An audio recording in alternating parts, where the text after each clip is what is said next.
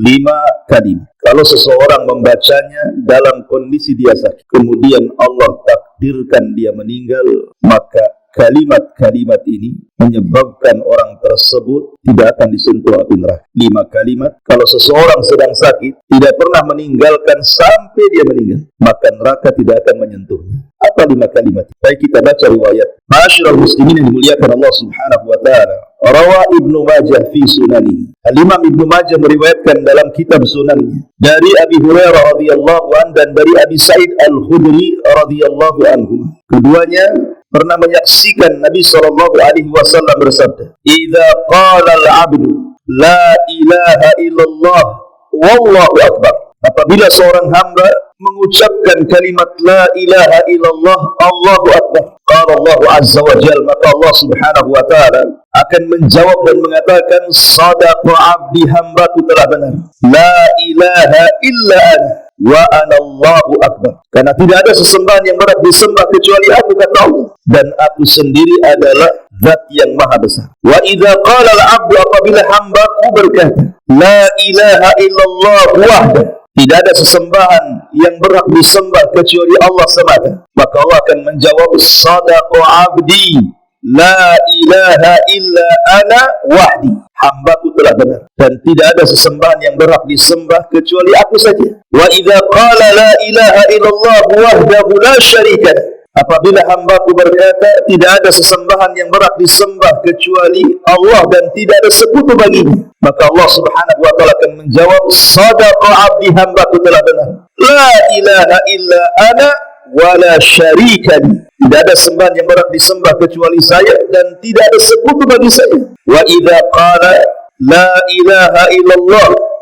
lahul mulku wa lahul hamdu, apabila hamba Allah berkata tidak ada sesembahan yang berhak disembah kecuali Allah, bagi dia kekuasaan dan pujian, maka Allah akan jawab, sadaqa abdi la ilaha illa ana liyal mulku wa liyal hamdu, hambaku telah benar, tidak ada sesembahan yang berhak disembah kecuali aku dan bagiku kekuasaan dan bagiku pujian. Wa idza qala la ilaha illallah wala haula wala quwwata illa billah, dan apabila seorang hamba berkata tidak ada sembahan yang berhak disembah kecuali Allah, tidak ada daya dan kekuatan kecuali milik Allah, maka Allah akan menjawab, sadaqa abdi la ilaha illa ana wala haula wala quwwata illa bi, hambaku telah benar, tidak ada sesembahan yang berhak disembah kecuali aku, karena tidak ada daya dan kekuatan kecuali milik aku. Kata Nabi SAW di ujung hadis, man razaqahunna inda mautihi lam tamassahunna, siapa yang Allah rizkikan sebelum kematiannya dia membaca 5 kalimat ini, maka neraka tidak akan menyentuh. Dalam riwayat, man qalaha fi maradihi thumma mata lam tat'amhu an-nar, siapa yang berkata saat kondisi sakitnya, siapa yang berkata saat kondisi sakitnya dengan 5 kalimat tersebut, kemudian dia mati, maka neraka tidak akan memakannya. Subhanallah. Ma'asyiral muslimin yang dimuliakan Allah Subhanahu wa taala, 5 kalimat ini, pertama la ilaha illallah Allahu akbar, yang kedua la ilaha illallah wahdah, yang ketiga la ilaha illallah la syarika, yang keempat la ilaha illallah lahul mulku wa lahul hamdu, dan yang terakhir la ilaha illallah wala haula wala quwwata illa billah. Al-Imam Ibnu Taimiyah rahimahullah ta'ala, beliau mengatakan, hendaklah seseorang dianjurkan untuk membaca 5 kalimat ini. Kata beliau, seseorang hendaklah dianjurkan membaca 5 kalimat ini, terutama saat dia sedang sakit. Kenapa? Beliau mengatakan karena ini adalah kalimat yang luar biasa, kalimat yang bisa menyelamatkan seorang hamba dari api neraka. Maka dikatakan oleh Imam Mubarakfuri rahimahullahu ta'ala, wa fil hadith dalilun ala anna hadhihi al-kalimati al-madhkurati fil hadith idza qalaha al-'abdu fi maradihi wa mata fi dhalika al-marad ala tilka al-kalimat ay kanat khatimatu kalamihi alladhi yatakallamu bih aqilan mukhtara lam tamassuhunna. Kata Imam Al-Barakuri rahimahullah ta'ala mengatakan, hadis ini sebagai dalil bahawa kalimat-kalimat yang diucapkan seorang hamba saat sakitnya kemudian dia mati dengan kalimat-kalimat itu, dia ucapkan dengan pilihan dia dan akal dia, maka dipastikan neraka tidak akan menyentuh. Masyaallah muslimin yang dimuliakan Allah Subhanahu wa taala. Kenapa kalimat-kalimat ini menjadikan neraka tidak menyentuhnya bagi orang yang mengucapkannya? Tentu ini sebuah soalan. Ada apa dengan 5 kalimat ini? Maka Al-Imam Ibn Hibban rahimahullah ta'ala membuat bab dalam sahihnya. Dia mengatakan, zikrul kalimatil lati idza qalaha al-mar'ul muslim saddaqahu rabbuhu jalla wa ala alaihi. Kalimat-kalimat yang apabila seseorang muslim mengucapkannya, kemudian Allah benarkan ucapannya, razaqahunna inda mautihi lam tamassahunna, maka neraka tidak akan menyentuhnya. Sebagian ulama mengatakan karena di dalamnya terdapat kalimat tauhid la ilaha illallah. Itu yang menjadikan kalimat ini menjadi ajaib, dan orang yang mengucapkannya tidak akan disentuh api neraka karena di dalamnya ada kalimat la ilaha illallah, kalimat tauhid. Dari Shaddad ibn Aus dan Ubadah ibn Samit radhiyallahu anhu, satu hari Nabi SAW pernah kumpul bersama para sahabat.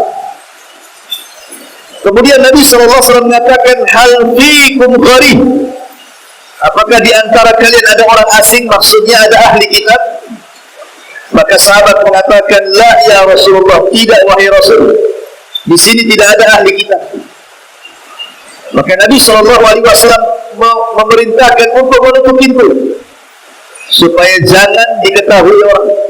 Kemudian Rasul mengatakan, irfa'u aydiyakum, angkatlah tangan-tangan kalian, wa qulu la ilaha illallah, kemudian ucapkan kalimat la ilaha illallah. Kemudian kami pun para sahabat mengangkat tangan kami seperti ini, kemudian mengucapkan la ilaha illallah.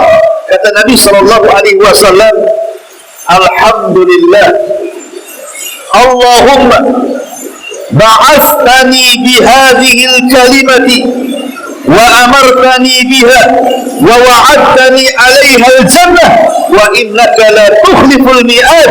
Thumma qala abshiru fa inna Allah 'azza wa jalla qad ghafara Allah lakum. Segala puja dan puji hanya milik Allah. Ya Allah, Engkau telah mengutusku dengan kalimat-kalimat ini. Engkau telah memerintahkan untuk mengucapkan dengan kalimat ini, dan Engkau sudah janjikan surga dengan kalimat ini, dan Engkau tidak akan mungkin menyelisih janji. Kemudian Rasul mengatakan, bergembiralah karena Allah Subhanahu wa ta'ala dengan kalimat itu sudah mengampuni dosa-dosa kalian. Lihat bagaimana Nabi SAW menjelaskan tentang keutamaan kalimat la ilaha illallah. Bahkan Usama ibn Zaid radhiyallahu anhu, Usama ibn Zaid radhiyallahu anhu, satu hari Usama ini diutus oleh Nabi SAW dalam pasukan perang yang tidak dipimpin Rasul alias Syariah. Syariah itu satu pasukan khusus yang tidak dipimpin Rasul. Lalu Usama ibn Zaid terlibat dalam pasukan itu. Kemudian ketika Allah Subhanahu wa ta'ala menangkan dalam pasukan ini adalah satu musuh. Dikejar oleh Usama ibn Zaid sampai ketika mentok tidak bisa pergi. Akhirnya kemudian Usama pun menghunus pedang. Tiba-tiba ketika menghunus pedang, orang ini mengucapkan kalimat la ilaha illallah. Tapi Usama tetap membunuh. Usama tetap membunuh. Sampailah kabar ini kepada Nabi SAW. Kemudian Nabi SAW ketika itu mengatakan, ya Usama, aqatalta man qala la ilaha illallah. Usama, apakah engkau membunuh orang yang telah mengucap kalimat la ilaha illallah? Maka Usama mengatakan, ya Rasulullah, dia mengucapkan kalimat itu karena takut dengan pedangku, bukan karena ingin masuk Islam. Maka Rasulullah SAW mengatakan, ya Usama, sudah kau belah dada sehingga kau tahu isi. Apakah dia mengucapkan kalimat itu karena takut padamu, ataukah karena ingin masuk ke dalam Islam? Maka Usamah tetap membela diri dan mengatakan, dia mengucapkan karena takut padamu. Tapi Rasul mengatakan, tidak, wahai Usamah, engkau sudah membunuh orang yang mengucapkan kalimat la ilaha illallah. Ya Usamah, kaifa tasna bi la ilaha illallah idza ja'at yaumul qiyamah? Wahai Usamah, apa yang akan kau bertanggungjawabkan dengan la ilaha illallah apabila datang kelak pada hari kiamat dan mengadu kepada Allah dan mengatakan, ya Rabb, orang ini sudah membunuh orang yang telah mengucapkan kalimat la ilaha illallah. Kira-kira apa yang akan kau hadapkan di hadapan Allah Subhanahu wa taala? Lihat bagaimana Nabi SAW marah kepada Usamah karena dia membunuh orang yang sudah mengucapkan kalimat la ilaha illallah. Padahal konteks Usamah membunuh orang ini dalam peperangan. Bisa saja musuh itu mengucapkan kalimat itu karena penipuan supaya selamat dan tidak dibunuh. Tetapi Islam itu hanya melihat zahirnya mengucapkan kalimat la ilaha illallah berarti halal darah untuk dibunuh. Masyarakat muslimin yang dimuliakan Allah Subhanahu wa taala, bahkan Nabi sallallahu alaihi wasallam mengatakan dalam hadis Hudzaifah bin Yaman radhiyallahu anhu, yudrasul Islam kama yudrasu washu thawbi hatta la yadri ma siyamun wala salatun wala nusukun wala sadaqatun wa yusra ala al-kitabi fi lailatin fala yabqa fil ardi minhu ayat. Kata Nabi SAW lewat hadis Hudzaifah bin Yaman, Islam ini akan tergerus di akhir zaman, sehingga tidak ada Islam kecuali namanya saja. Orang sudah tidak kenal sholat, orang sudah tidak kenal puasa, orang sudah tidak kenal kurban, orang sudah tidak kenal sedekah, sampai kelak pada satu malam, kata Rasul, Al-Quran akan diangkat dan tidak ada tersisa satu ayat pun berbukaan. Kemudian Hudzaifah bin Yaman ditanya oleh seorang sahabat, ya Hudzaifah, kalau manusia kala itu sudah tidak mengenal apa itu sholat, apa itu puasa, apa itu sedekah, apa itu kurban, apa itu ibadah, lalu apa yang mereka hafal dari Islam? Maka Hudzaifah bin Yaman mengatakan, yang mereka hafal kalimat la ilaha illallah itu pun diucapkan orang-orang yang sudah tua di antara mereka. Anak-anak muda sudah tidak kenal, tetapi mereka mengucapkan kalimat itu di akhir zaman bukan karena paham. Tidak sama sekali. Mereka mengucapkan kalimat itu karena mereka pernah mendengar nenek moyang mereka mengucapkannya. Maka mereka pun mengucapkan. Kemudian dikatakan kepada Hudzaifah, ya Hudzaifah, apakah kalimat yang mereka ucapkan dari kalimat turun-temurun dari nenek moyang mereka, la ilaha illallah, tunjihim minan nar, bisa menyelamatkan mereka dari api neraka? Hudzaifah sampai mengatakan, ya tunjihim minan nar, tunjihim minan nar. Kalimat itu bisa menyelamatkan mereka dari api neraka. Kalimat itu bisa menyelamatkan mereka dari api neraka.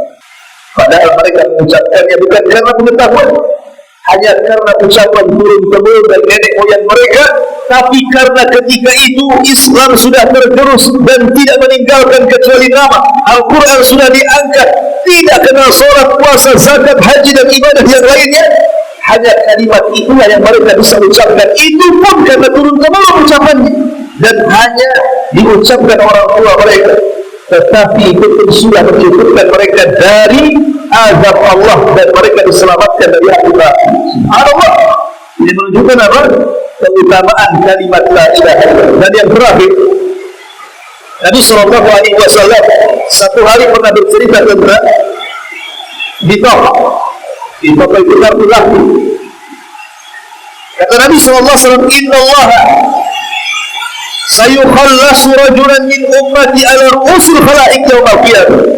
Satu hari Allah akan menghadapkan manusia, satu orang di hadapan khalayak manusia. Jadi nanti pada hari kiamat di dalam mahsyar, Allah akan panggil satu orang dan disaksikan oleh seluruh manusia yang begitu banyak, entah berapa jumlahnya.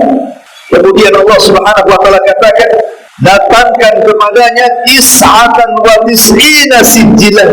Datangkan kepada orang ini 99 catatannya. Datangkan kepada orang ini. Datanglah malaikat nomor 99 catatan. Kemudian Allah katakan, buka satu catatan. Akhirnya kemudian dibukalah satu catatannya. Rupanya satu catatan ini sejauh mata memandang. Panjang catatannya itu sejauh mata memandang. Ini baru satu catatan. Belum 98 catatannya dibuka. Baru satu catatan itu sudah madal basar, sejauh mata memandang catatannya itu. Maka orang ini langsung lepas dan semua catatan yang isinya keburukan. Kemudian Allah Subhanahu wa taala mengatakan, "Atumkiruna min hadza syai'an ya fulan?" Fulan, tolong kau baca catatan. Ada enggak yang kau ingkari dari catatan itu? Boleh jadi ada yang dicatat dan kau tidak lakukan. Maka hamba ini mengatakan, tidak, semua sudah benar, ini semua perbuatan itu. Kemudian Allah mengatakan, "Adzlamaka katabatil hafidun." Cek lagi wahai fulan, jangan-jangan malaikat yang mencatat salah catat pula. Dia sudah mengalami kamu. Cross check lagi. Maka dia pun membaca lagi dan mengatakan, "La ya Rabb, tidak ya Rabb, semua benar." Dari sini menunjukkan apa? Di antara kekhususan hisab itu, Allah mengembalikan hafalan kita. Di dunia kita berbuat jahat seminggu yang lalu, di dunia kita pernah mendolimi orang sebulan yang lalu, sudah lupa. Di dunia pernah menyakiti si fulan entah berhari-hari yang lalu, kita sudah lupa. Tapi di akhirat di antara kekhususan hisab adalah Allah kembalikan ingatan kita ingat per detiknya, di mana harinya, tanggalnya, bulannya, tahunnya, Allah berikan ingatan itu untuk mencocokkan catatan. Masyarakat muslimin yang dimuliakan Allah Azza wa Jalla, ketika hamba ini sudah lepas karena semua catatannya keburukan dan Allah katakan, "Alaka hasanah, apakah kamu punya kebaikan?" Maka hamba ini mengatakan, "Ya Rabb, walaupun aku punya kebaikan, apalah artinya dengan catatan-catatan?" Akhirnya dia pun sudah menuju neraka. Tiba-tiba Allah memanggilnya dan mengatakan, "Tidak, engkau punya kebaikan." Kemudian Allah keluarkan kartu sakti di dalam kalimat La ilaha illallah. Maka kartu itu ditimbang di satu neraca. 99 catatan keburukannya ditimbang di neraca satunya. Apa kata Rasul? Saktihinna la ilaha illallah. La ilaha illallah langsung berasal. Karena sifat timbangan di dunia itu berbeda dengan sifat timbangan di akhirat. Kalau di dunia makin berat, kalau di akhirat makin berat atas. Makanya bahasanya saktihinna la ilaha illallah, melesat ke atas. Kenapa? Karena surga itu darajatnya makin tinggi makin indah, neraka itu darajatnya makin rendah makin menakutkan. Makanya sifat timbangan di akhirat bukan berat itu ke bawah, tapi berat itu ke atas. Makanya bahasanya saktihinna la ilaha illallah. Masyarakat muslimin yang dimuliakan Allah Azza wa Jalla, intinya kenapa kemudian orang yang mengucapkan 5 kalimat ini Allah janjikan neraka tidak ada ketentuan, karena 5 kalimat ini sekali lagi adalah termasuk afdalul dzikr, seutama-utama dzikir. Sebagaimana hadis Jabir bin Abdullah radhiyallahu anhu, afdalul dzikri la ilaha illallah wa afdalul du'a alhamdulillah. Seutama-utama dzikir adalah la ilaha illallah dan seutama-utama doa alhamdulillah. Dan Rasul mengatakan, "Man qala akhiru kalamihi la ilaha illallah dakhala al-jannah." Siapa yang akhir ucapannya ditutup dengan kalimat la ilaha illallah, maka dipastikan dia masuk surga. Subhanallah wa bihamdika, asyhadu an la ilaha illa anta, astaghfiruka wa atubu ilaik. Allahu a'lam. Assalamualaikum warahmatullahi wabarakatuh.